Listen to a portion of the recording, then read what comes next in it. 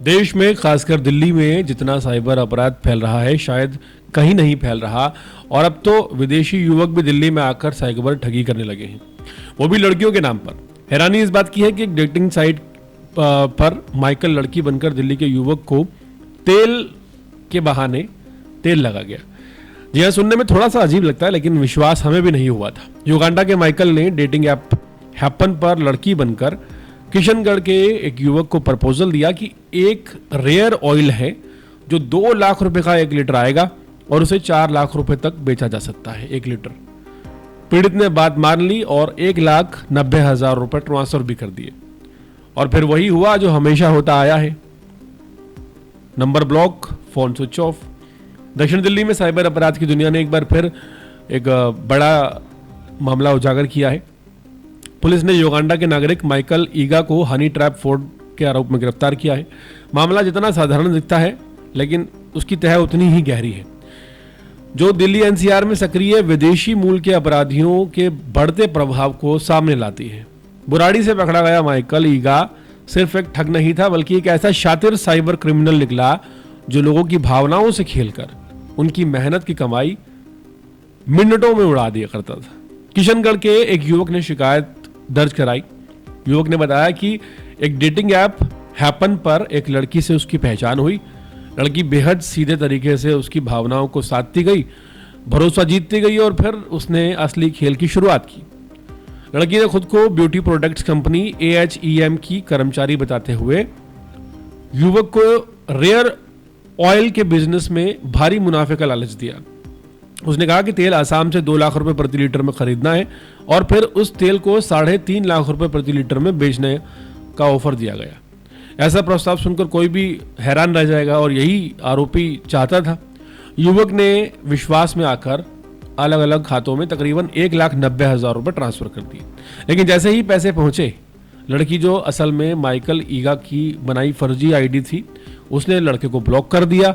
FIR दर्ज होने के बाद दक्षिण पश्चिमी साइबर थाने की टीम ने जांच शुरू की। एसएचओ परवेश कौशिक की टीम ने advance technical surveillance, digital footprint analysis और मनी ट्रेल मैपिंग का इस्तेमाल करते हुए यह पता किया कि गैंग बार बार लोकेशन बदलता है। पुलिस को वहां तक पहुंचने में काफी टाइम लगा। कभी गुरुग्राम, कभी महरौली, कभी बुराड़ी, आसपास के इलाकों में कई बार छापेमारी हुई लेकिन लगातार जो यह आरोपी है बचता रहा। आखिरकार बुराड़ी में दबिश देकर माइकल को पकड़ लिया गया। उसके कब्जे से 4 मोबाइल फोन, 1 लैपटॉप, 22,500 रुपए कैश और 6 डेबिट कार्ड बरामद हुए।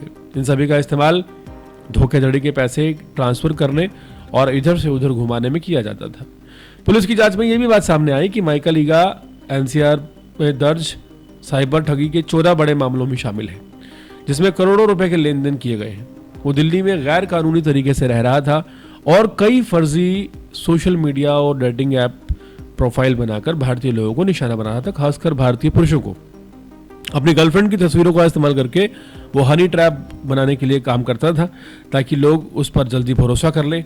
विदेशी मूल के इस आरोपी की जानकारी अब युगांडा एमएनसी और FRR को भेज दी गई है। साइबर ठगी के इस मामले ने साफ कर दिया है कि दिल्ली में धोखेबाज अब नए नए तरीके ईजाद कर रहे हैं और डिजिटल प्लेटफॉर्म उनके लिए सबसे आसान हथियार बन चुके हैं।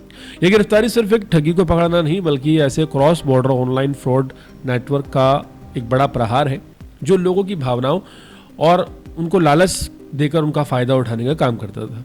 पुलिस का कहना है कि जांच जारी है और इस नेटवर्क से जुड़े और भी लोगों की तलाश है। जल्द ही कुछ और लोगों को पकड़ने की संभावना है। एक सबसे बड़ा सवाल अंत में आपसे भी पूछते जाएंगे कि 2 लाख रुपए लीटर का ऑयल अगर आपको बेचने का ऑफर ऑनलाइन मिलता है और वो भी एक अनजान लड़की के द्वारा, तो क्या आप उसके खाते में 1,90,000 रुपए ट्रांसफर कर सकते हैं? एक बड़ा सवाल उन लोगों के लिए है जो इन ठगों का जल्दी से शिकार हो जाते हैं।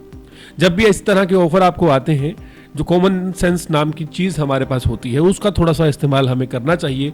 और अगर हम वो भी नहीं कर पा रहे तो ऐसे वक्त में सलाह दी जाती है हमारी तरफ से कुछ विशेषज्ञों की आप एडवाइस ज़रूर लें और उसके बाद ही अपनी मेहनत का पैसा इस तरह के ऑनलाइन बिजनेस में इन्वेस्ट करें।